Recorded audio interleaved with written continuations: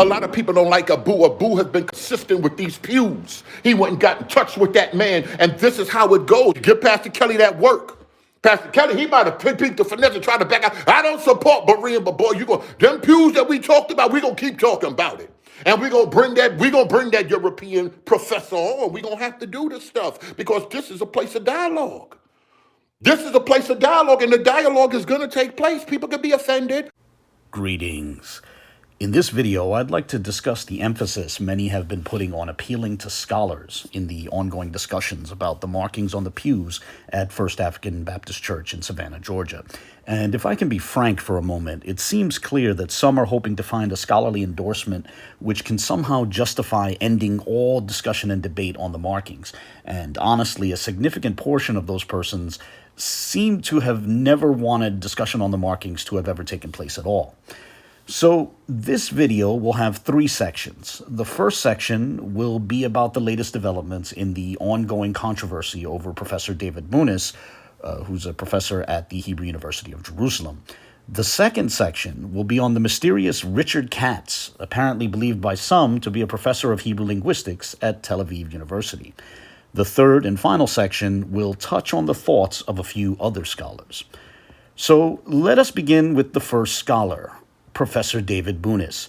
For those who don't know, back on the 22nd of November, there was a panel discussion on the Boom Church Atlanta account, in which it was declared that the debate over the markings on the pews was now over, because a scholar of Solitreo, David Boonis, had confirmed that a complex Hebrew sentence in the Solitreo script appeared on one of the pews.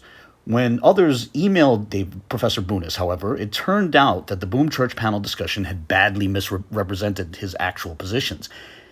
He did not think that any Solitreo appeared on the pews, and he could not discern any coherent sentence therein.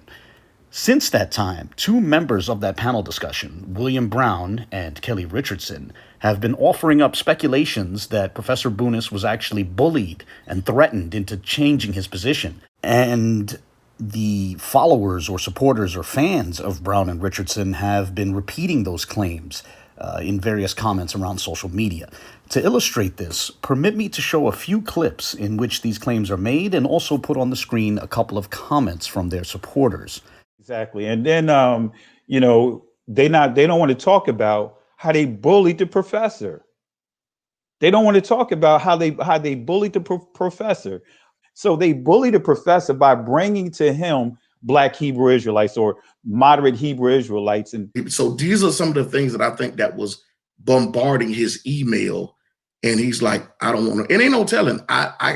People could have been emailing him, threatening his job, or, emailing his administrative, the school or whatever it is to cause like, listen, I'm not getting because what they think that they're getting away with, like bullying Professor David Boonis, guess what? They're not going to get away with it. And that's not a threat. That is a promise. Yep. They are not going to get away with it.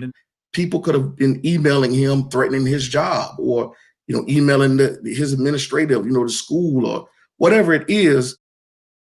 What they think that they're getting away with, like bullying Professor David Boonis, guess what? They're not going to get away with it. And that's not a threat. That is a promise.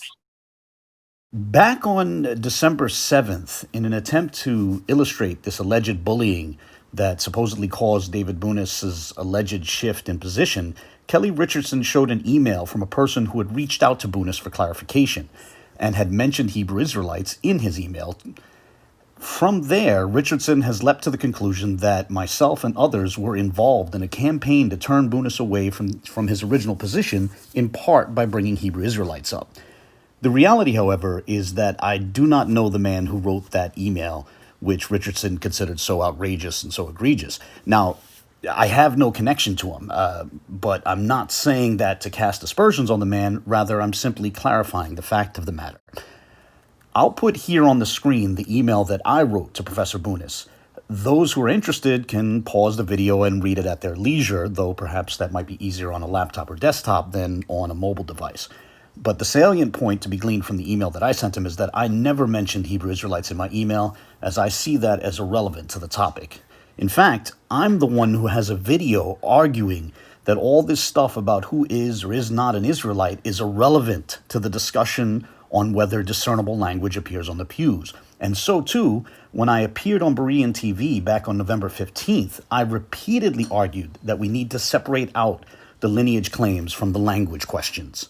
Well, one thing I would say is that I've been on this subject for about a year now, and I've always preferred that questions of lineage be separated from questions of language, especially when discussing them with Israelites, because they become so contentious and so imbued with emotion that it winds up locking up the discussion. So, for example, even fairly recently, when you had both Pastor Kelly Richardson and Vocab Malone on, Vocab offered to discuss the pews with Kelly Richardson, and Kelly Richardson interpreted it as an attack on his identity claim. Yeah. And Vocab held up that paper sign that said it's about language, not lineage. What Vocab was trying to convey, and I agree with him here, is that we should separate the question of language and lineage. And the way I would put it is this. I don't claim to speak on anyone's lineage across millennia, but if, hypothetically speaking, I concluded that Pastor Kelly Richardson was an Israelite, or that people who built that church were Israelites, that still would not convince me that there is Hebrew on those pews. Those are two very different subjects, lineage and language. Like you said earlier, emotions run high when we're dealing with this. Yes, which is why I would prefer that we separate out the lineage claims from the language claims, because I honestly believe that even if, hypothetically speaking, we accepted the lineage claims, they're not going to change our positions on the language. A person can believe whatever they want to believe about the lineages of people and still hold that, for example, that Hebrew doesn't appear on those pews. I think they're two very different questions, and that's why I feel they should be put aside. And also, I want to reiterate that I don't think we should be impugning anyone's motivations. It's unhelpful to accuse people of having dark motives. It would be better just to look at the markings on the pews and examine them. I have to agree with that 100%. Great. But I think that we should focus on arguments, not persons. And so, and that's why I said, if anyone wants to make a case, I invite them to make the case. I'm interested in seeing their methodology. I'm interested in seeing their argument, but I want them to look at the markings themselves.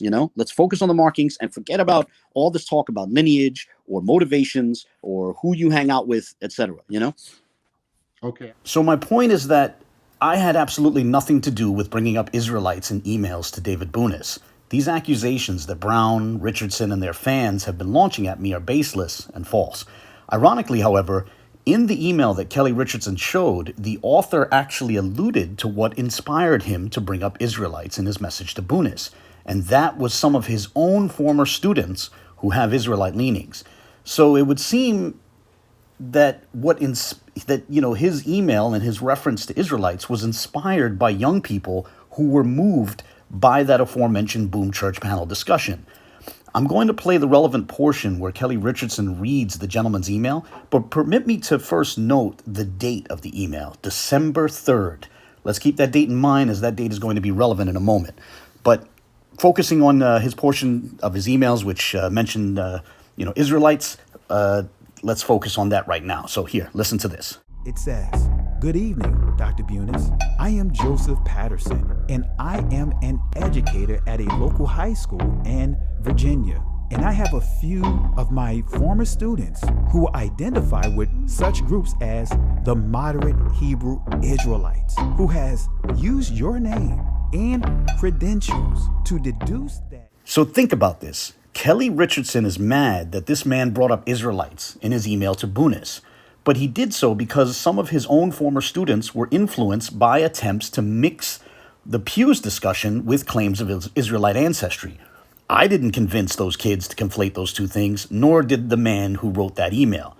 It is men like Kelly Richardson who have spent literally years intertwining the Israelite question with the question of whether Hebrew appears on the pews. So if anything, men like Kelly Richardson are more likely to bear responsibility for the chain of events leading up to that email, because they were the ones mixing the Israelite issue into the Pews discussion, despite myself and others encouraging them to keep those two subjects separate. But honestly, this whole controversy over that email is a distraction. While they try to serve that up as the explanation for this alleged shift on Boonis's part, this is where the date of that email becomes relevant. Remember, it was sent on December 3rd, but David Boonis told Professor Brown that he did not believe Solitreo appeared on the pews in the previous month, which is to say back in November. So that email is not responsible for Boonis taking a position contrary to that of Richardson, Brown, and others. The reason why I call this controversy over the email a distraction is because it seems to be part of a clear attempt, a conscious attempt, to draw attention away from the fact that Brown had badly misrepresented Boonis in that panel discussion back in November. So with that in mind, let's recall what Brown said that day and the day that followed. As you watch these clips, note how Brown declares that Boonis confirmed Benaiah Israel's proposal for a specific sentence on the pew in the Solitreo script.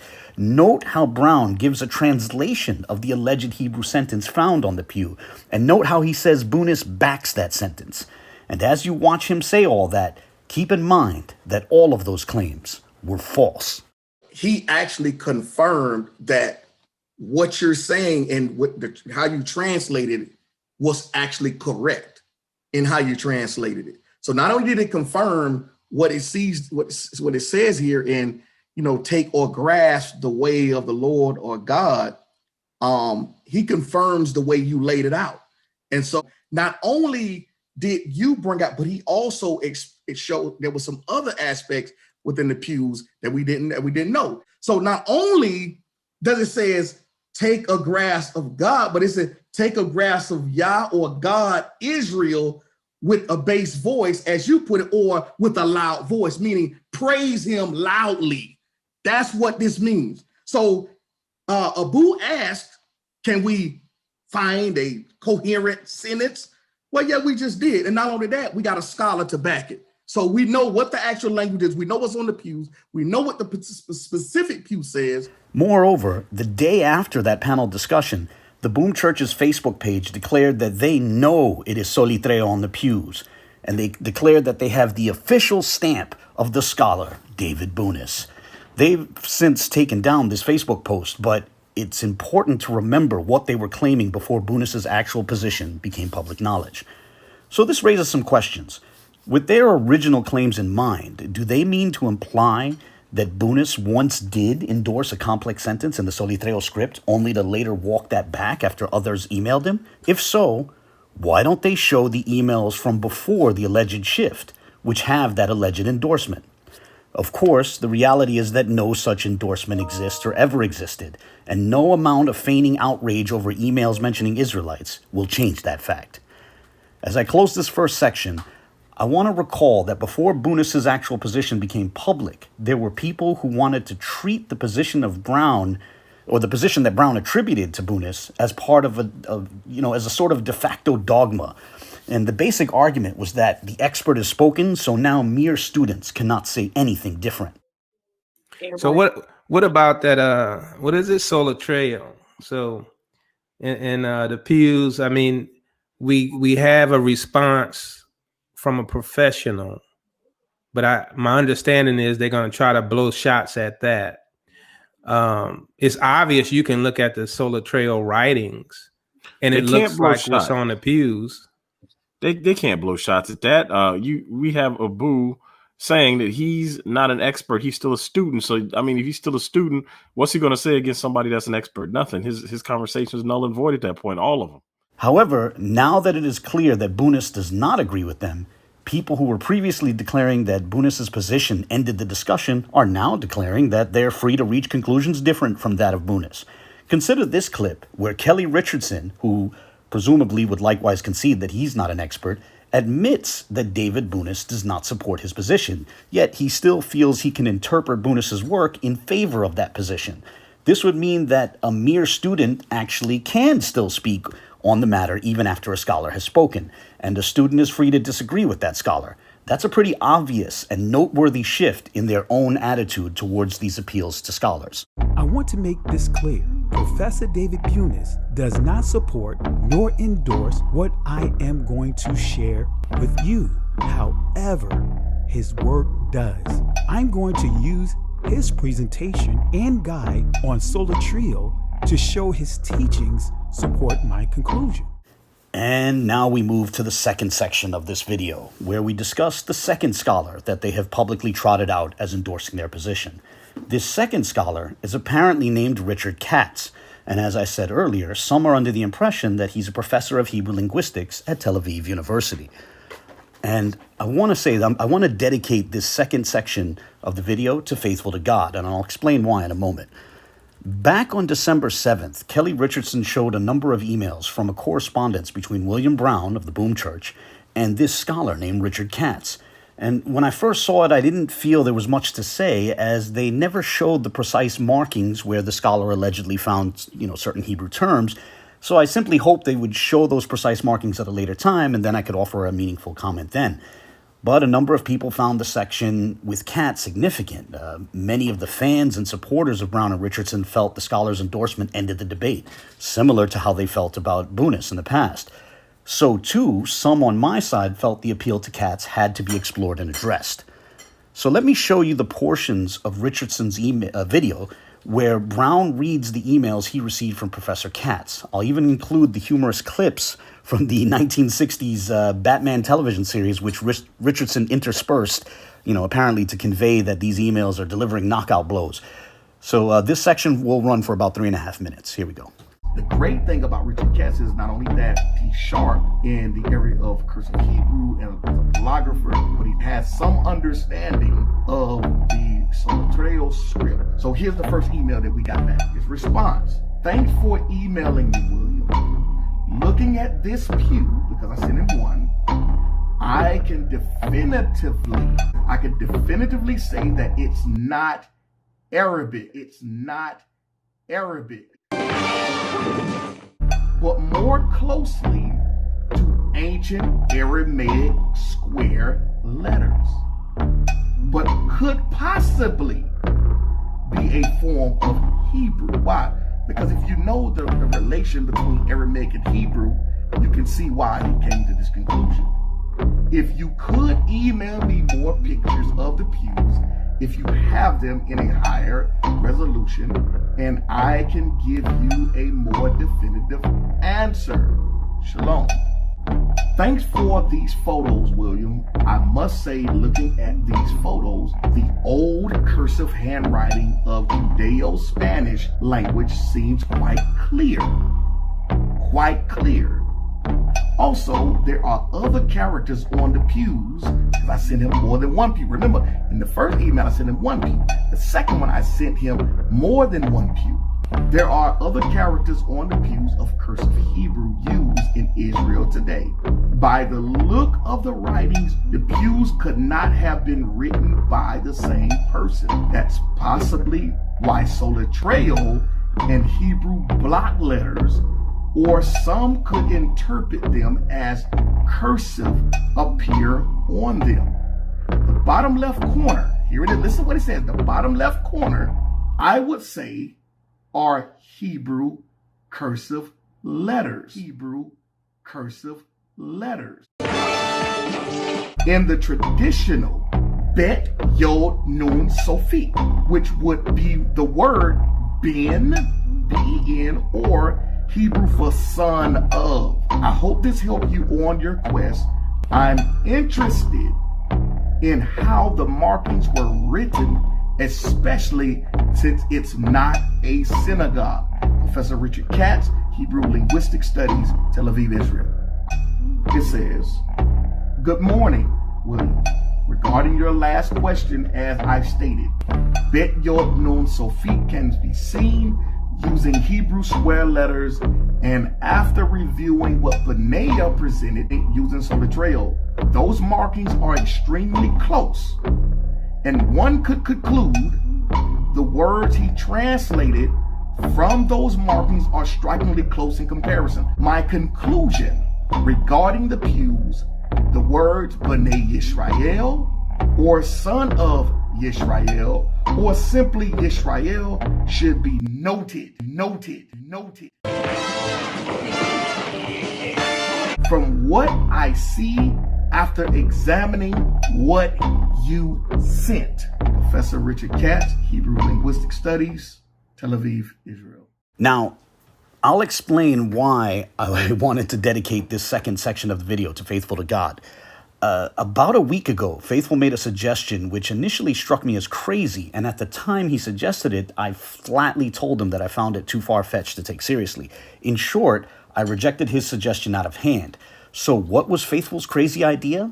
Well, he asked me this question. What if the scholar Richard Katz doesn't actually exist? Is it possible that William Brown himself composed those emails, and which he attributed to a fictional professor of Hebrew linguistics at Tel Aviv University? At the time, I immediately told him that of course not. Of course that's not the case. They would never do that. You know, it seemed like a ridiculous assertion. However, over time, my receptiveness to the idea has evolved. And so in this section, I'd like to slowly go over the steps via which both our thoughts on this topic has evolved. At first, the things being pointed out will seem minor, but the case begins to build and mount as we go along. The first thing that gave me a bit of pause was when Faithful told me that he went looking for information about Katz online and could not find any trace of this purported professor of Hebrew linguistics, apparently from Tel Aviv, from the University of Tel Aviv. So I myself gave it a shot, and I too was unable to find anything about him online. Now, that didn't convince me that Katz necessarily didn't exist, but at the time, I did find it rather strange, as serious academics, especially professors at universities, are usually very easy to find online. And then I noticed that Brown himself had recently seemed to show awareness of the fact that it's difficult to find Katz. And I found that curious as well. It almost seemed like a bit of a taunt. We're not going to give you the opportunity to bombard. We're not going to give you free information. You want to find out who Professor Katz is, then you yourself going to do the due diligence of tracking him down and getting his information yourself. We're not going to give it to you. So this inspired me to start taking a closer look at the emails which Kelly Richardson had showed from Brown's correspondence with Katz, both the excerpts that he put in the foreground and the screenshots he used as background. Richardson's video showed 5 emails, the first being Brown's initial email to Katz from December 3rd at 1:30 p.m. Eastern Standard Time. And I want to note the dates and times as they are going to be relevant. And by the way, it was on the morning of December 3rd that the first video showing how Boonis was misrepresented came out. It was later that afternoon that Brown wrote his first email to Katz, almost as a reaction to the video that had come out about Boonis. But remember the time of that first email, 1:30 p.m. Then they showed Katz's reply from the same day at 2:08 p.m. Eastern Standard Time. So Katz's reply to Brown came 38 minutes after Brown sent his email. This is going to be relevant later. Brown wrote to Katz, and Katz replied 38 minutes later. Keep that in mind. Then they showed Brown's response to Katz's reply at 2:29 p.m. Eastern. Then they showed Katz's second reply at 3:12 p.m. Eastern. And then the fifth and final email they showed was another reply from Katz the next morning, December 4th, at 7:53 a.m. Eastern. As we looked closely at those emails, we noticed similarities in writing style. In my experience, what is typical in academic circles is you open an email with your greeting or salutation, and then separate that from the body of the email which follows with a line break, which is to say, moving the text that's to follow down a couple of lines by hitting your enter key a couple of times, or at least separate it with some sort of punctuation. Now, Brown will at times write emails and even social media posts which begin with a greeting and then launch right into text without starting a new line or even employing any sort of punctuation, like a period or at least a comma. And I found it interesting that the same style surfaces in a couple of Katz's emails as well, a style which, in my experience, is uncommon in academic circles. For example, on your screen, you see Brown's email from 2:29 p.m. At the bottom, which begins, quote, "Thanks for your response, Professor. I've attached a picture," end quote, etc. Notice how there is no line break or even punctuation between that opening thanks and the self-reference which follows. And Katz's reply is above. From 43 minutes later, he opens with the same style. Quote, "Thanks for these photos, Williams. I must say," end quote, etc. Again, there is no line break or even punctuation separating that opening thanks and the self-reference which follows. So, too, when we compare Brown's initial email from December 3rd at 1:30 p.m. to the last email from Katz, which was shown on the email from December 4th at 7:53 a.m., Brown opens with his greeting and then begins a new sentence. "My name is William Brown," on the same line, starting with a lowercase letter and no punctuation separating that new sentence from the greeting which preceded it. So too, Katz's reply opens, quote, "Good morning, William.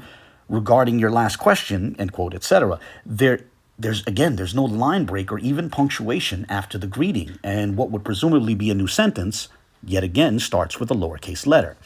Now, at this point, one might say this is simply a function of both participants in the correspondence rushing their emails.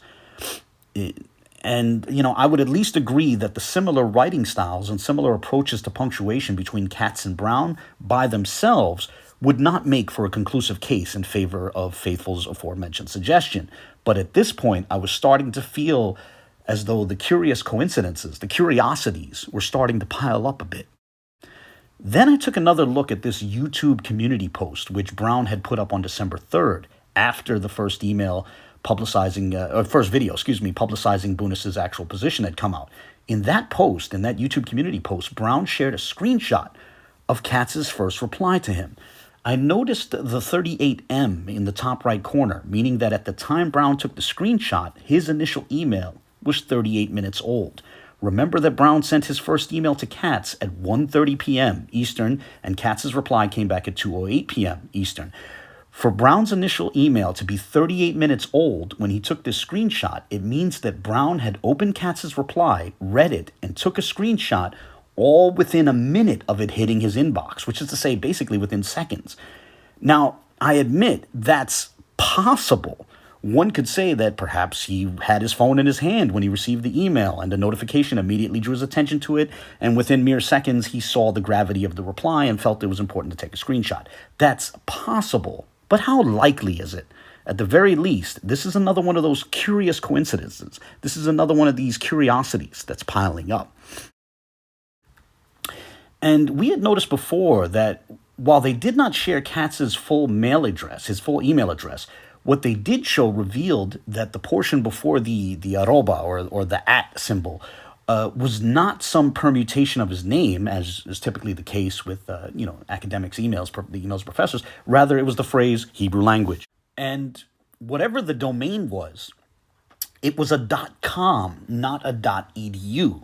Now, admittedly, there's nothing impossible about that. An academic can have a private email separate from the one his university provides him with, but it is at least a bit curious. In a vacuum, it's nothing, but against the backdrop of the various other curiosities, it becomes a bit more interesting.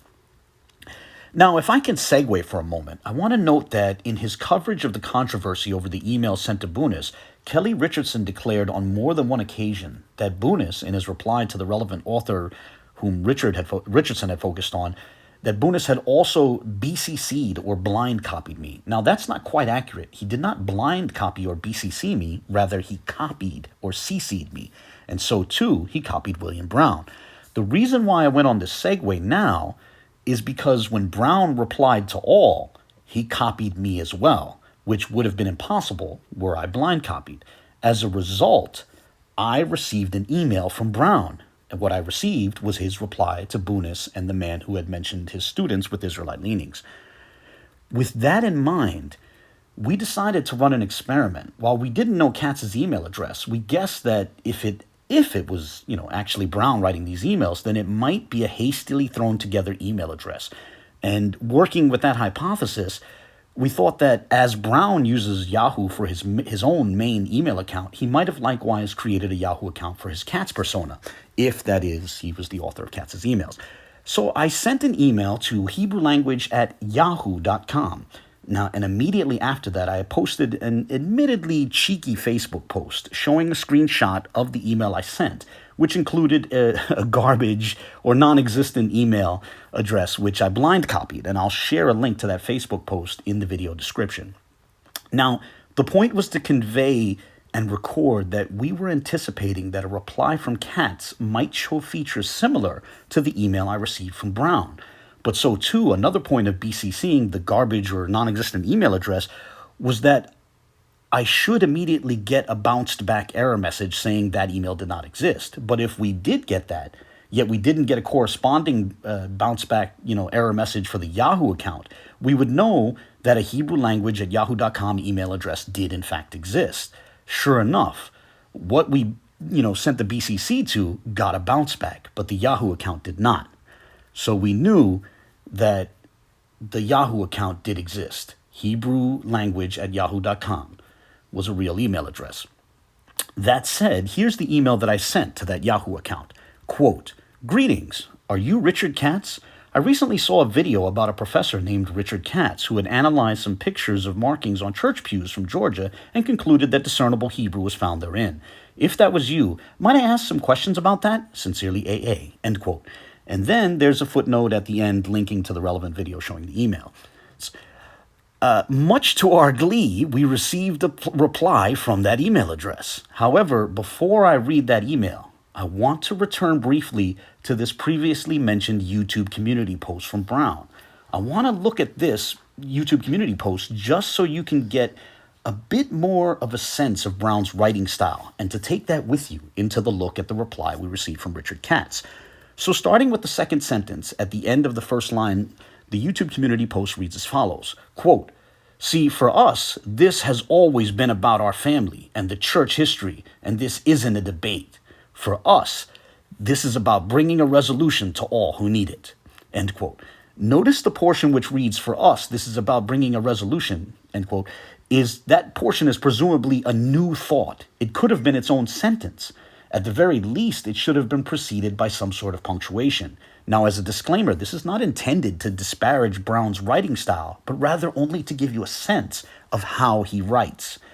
Aside from that, listen to this next sentence, which starts in the middle of the fifth line of this YouTube community post. Quote, "See, the first presentation was only to set up the second once. You see the hand of those who oppose, and now that they've shown their hand, the proof is on them to prove this linguistic scholar wrong who definitive said it's not Arabic," end quote. It's a bit of a, how can I put this? It's a long sentence. It's somewhat of a cumbersome sentence. It's the most polite way I can put it. And keep that style of writing in mind, as now I'm going to read the email from Katz. I'll intersperse a few comments along the way. The email begins as follows, quote, "Thank you for emailing me.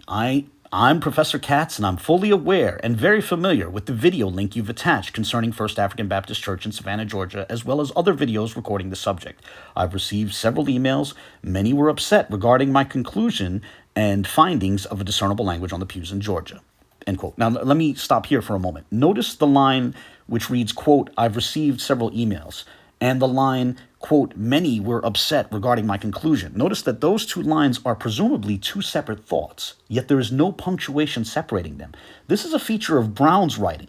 Also, as we go through this, note how this email conveniently hits every point which Brown would want a scholar in his favor to hit.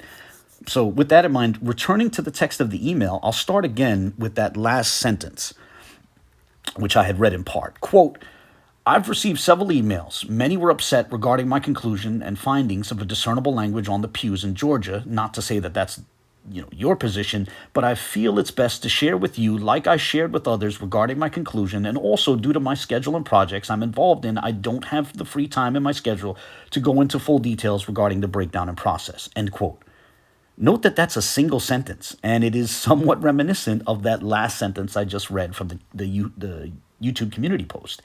Aside from that, conveniently, the professor preemptively informs me that he's too busy to get into the details of his findings. So, pointing to the precise markings where the relevant Hebrew terms are found might not be possible at this time. That's, it's sort of a device to rule out showing where the alleged Hebrew terms appear. Now, there are only two sentences left in the body of the email. The first sentence is short, while the second sentence meanders in a way which is indicative of Brown's writing style. Here, listen to this. Quote, "Let me start by saying this, and I hope this answers your questions, period. William Brown didn't misrepresent or misquote my findings of a discernible language on the pews. In fact, upon his request, I gave him permission to share my conclusion regarding the pews. My field of study and expertise brought me to the conclusion that solitreo and Hebrew block letters are on the pews based upon several high-resolution images of the pews that were sent to me by William Brown, period. Best wishes, Richard Katz, PhD," end quote.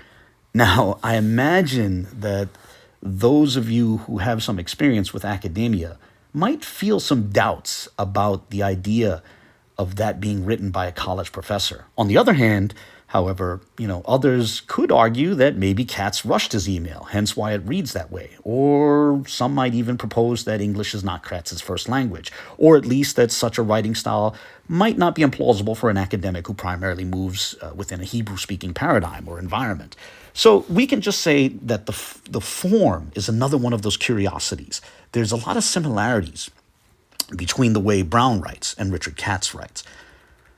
But putting that, all before us and letting that sit in the backdrop, now I'd like to share what I consider the most significant piece of evidence. As I alluded to earlier, when Brown replied to both Boonis and the man who had written to Boonis mentioning Israelites, Brown also copied me. On your screen is that email from December 3rd. Notice the 3 dots at the top right corner of the email. As a feature on Gmail, if you click on those dots, you get a drop-down menu. And among the options in that menu is one which reads Show Original. When you click on that, you receive more data about the email. And this is the data for the email that William Brown sent me on December 3rd. Feel free to pause the video and look it over. Now, here's the email which Richard Katz sent me on December 16th, so 13 days later. Once again, I can click the 3 dots at the top right corner and get the drop-down menu and choose the option which reads Show Original.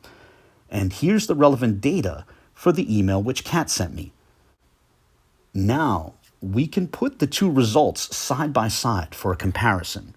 First, note the SPF IPs are identical.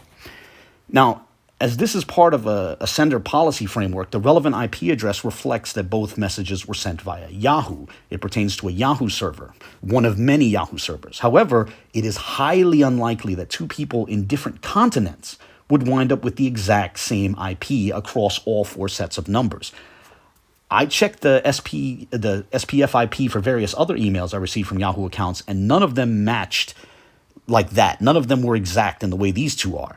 I also sent an email to myself from a Yahoo account and found that my own SPF IP changes, for example, when I send it from my phone using my home Wi-Fi and when I alternatively send it using my mobile data instead. It's not impossible for these 2 people to have the same SPF IP, but as I said, it's highly unlikely. And moving on from that, notice that both Brown and Katz wrote from the same device, apparently a Samsung Galaxy using the Android 9 operating system. At this point, I'm sorry, but there are just too many coincidences.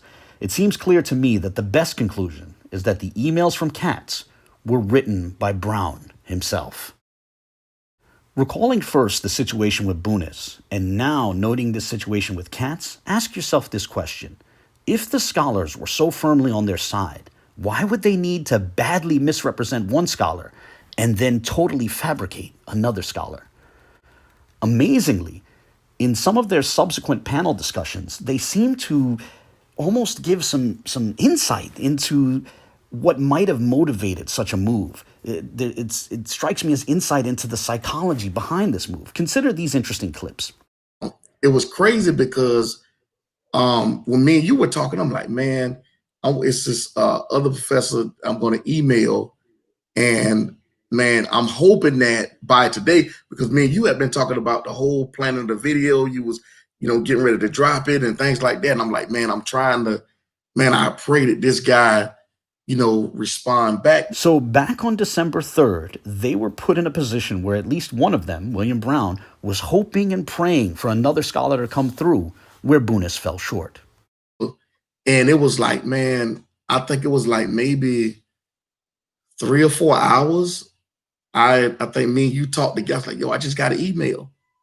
And then it was almost kind of like the things that we were talking about.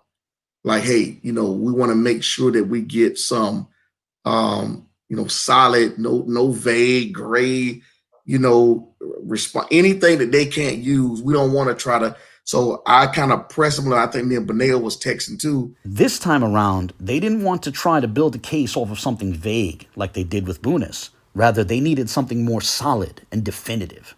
So I was like, listen, are you sure? Are you saying this? Is this what you're saying? Are you absolutely, just in case we have to pull those receipts or whatnot. And when he came back and said he's definitively saying it is not Arabic, I was like, we don't even have to have the conversation about any type of social experiments or any type of language experimentations. That's just off the table, period. It's a definitive response. Just as they were hoping Boonis could provide the definitive response which ends the debate, so too here they wanted something definitive. However, this time with this new scholar, they needed it to be far more substantive than what they got from Boonis. And especially fun and interesting is this next comment from Kelly Richardson. What's cool here is when you see this portion of it, when he came back, he said here, thanks for these photos, William. I must say, looking at these photos, the old cursive handwriting of the Judeo-Spanish language seems quite clear.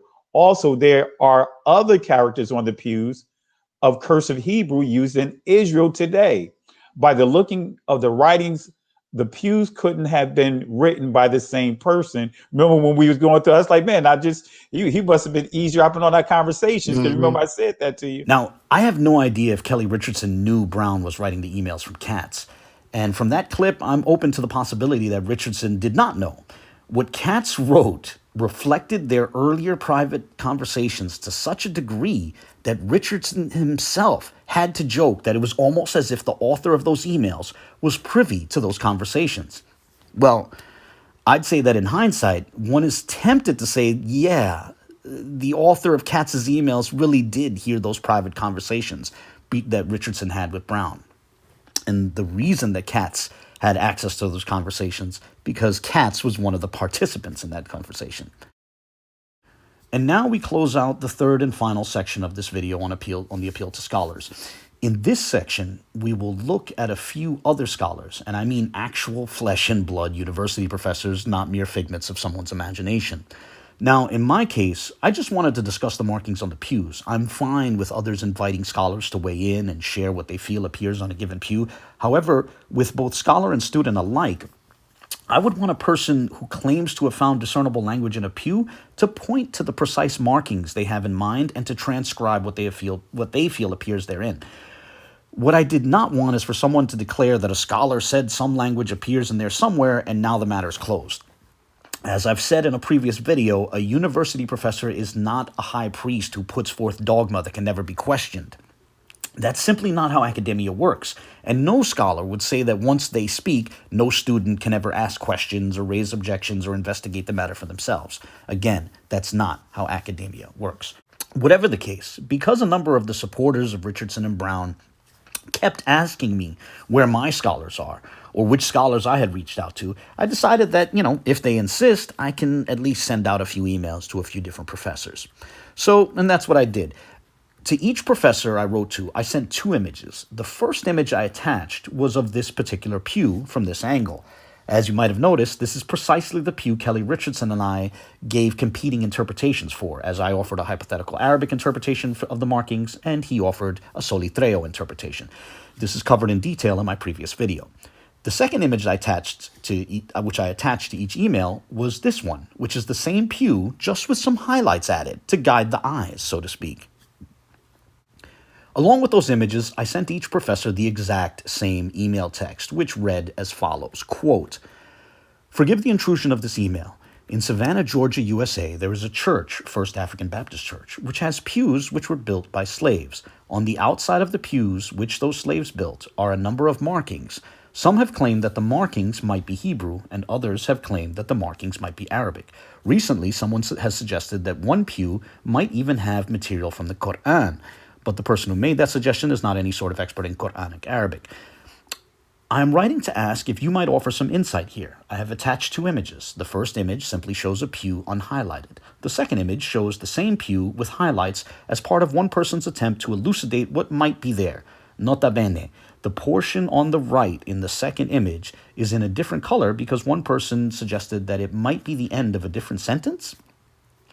Could you tell me if, in your opinion, that looks to you or to any of your colleagues like it could be Hebrew, or if it looks like it could be Arabic, and if it might be the latter, if there is any possibility of it resembling anything in the Quran, and If you feel there might be any discernible language in the markings, whether Hebrew or Arabic or something else, are you or anyone you know able to suggest a possible translation? Apologies again for the intrusion. Thanks in advance for any help in this matter. Sincerely, AA. End quote. So I received multiple replies, and the first email that I'd like to show is the reply I received from Samar Ali, professor of Arabic at the University of Michigan. His response reads as follows, quote, "Thanks for reaching out, and this is super interesting. It looks like Arabic in the West African script, and it could very well be a 3-word snippet of chapter 114 of the Quran, which nearly every Muslim would know and use for ritual prayer. I can't be certain without more context, but it looks like al-Nas, ilahil Nas, humanity, the God of humanity, from the middle of that chapter. The whole text of chapter 114 is very short. In the name of God, merciful to all, compassionate to each, I seek refuge with the Lord of humanity, the King of humanity, the God of humanity, who whispers in the hearts of humanity, of jinn and humanity. Besides prayer, it's used in stressful or frightening situations to summon God's protection. Let me know if I can be of any further help." End quote. So while this professor, Samar Ali, said he is not certain, he does say that it looks like it could be a West African rendering of a few words from the last chapter of the Quran, precisely the chapter I had appealed to when I proposed an Arabic reading for this pew. Also worthy of note, his point that this text was memorized and recited in particular by those in stressful or frightening situations could loan itself well to the idea of this being a text which certain slaves had memorized. Now let me show you another couple of emails, with in particular one with a more definitive answer. This one is from Geoffrey Kahn, who is the current Regius professor of Hebrew at Cambridge in England. The Regius professor, or Regius if you want, you can say Regius. The Regius professorship of Hebrew at Cambridge is a Hebrew chair established by the King of England 480 years ago. So this is a serious Hebraist, and he also studies and teaches Arabic. So Professor Khan's initial reply to my email was as follows, quote, "Thank you very much for your message and for the photos of the pews in Savannah. The writing is Arabic and contains verses 2 and 3 from the final chapter or surah of the Quran. The text visible in the photo reads in Arabic, Sovereign of mankind, the God of mankind. When do you think this was written on the pews? Was it written by the slaves who built it? Best wishes, Geoffrey," end quote. So I wrote back to Professor Khan with the following, quote, "Greetings, Professor Khan. Thank you very much for your reply. Regarding your question, I do not know for certain when the markings were made. The only thing I have is the church's oral tradition, which posits that the same slaves who made the pews were the ones who made those markings. Ergo, assuming that is correct, the markings would date to the 1850s. I really appreciate you sharing your conclusion regarding what appears in those markings. Forgive me if this question is somewhat redundant, but just to be clear, would you say it is definitely Arabic and not Hebrew? The context of my question is the alternate suggestions which have floated around, some positing that the markings should be Arabic and others positing that the markings should be Hebrew. Sincerely, AA," end quote. In response to that, Professor Khan wrote a second reply, which read in part as follows, quote, "The writing is clearly Arabic and is clearly from the Quran, the final surah, Surat al-Nas. It is certainly not Hebrew," end quote. Now, seeing how Richardson, Brown, and others treated the alleged positions of Boonis and Katz, can you imagine how they would react if Cambridge's Hebrew chair said that the markings are clearly Hebrew and certainly not Arabic? I think we can all agree that they would declare that the debate is finished and the matter is closed. So this begs the question, now that I have an email from Cambridge's Regius professor of Hebrew saying that the markings are clearly Arabic and certainly not Hebrew, should I play the same game? Should I say that the debate is closed and that mere students cannot say anything in response? Of course not. The reason why is because, as I said, that is not how academia works. No scholar would want me going around telling people that they cannot ask questions, or that they cannot raise objections, or that they cannot investigate the matter for themselves. This email does not have to end the discussion, and it especially should not be a tool, used to try to silence students of language. And, to drive this point home, let me share a third email. This one is from Mohsen Gudarzi, an assistant professor of Near Eastern Studies at the University of Minnesota. His email takes a different approach. His email reads in part as follows, quote, Thank you for your email. I've looked at the images carefully and I don't believe they contain Arabic writing. Now, it is not impossible for the markings to represent a highly cursive, idiosyncratic, and or local form of Arabic script. Someone with expertise in West African Islam could be a better judge of this. Nor is it impossible to read into them certain recognizable phrases from the Quran. I can read into them 2 phrases, in fact. But these would constitute imposition of a text upon the markings, which can be done basically with any set of sufficiently complex traces. End quote. Now, I imagine at this point, some might be thinking, wait, what? Why would you share that email? You should have ended it with the email from the professor at Cambridge.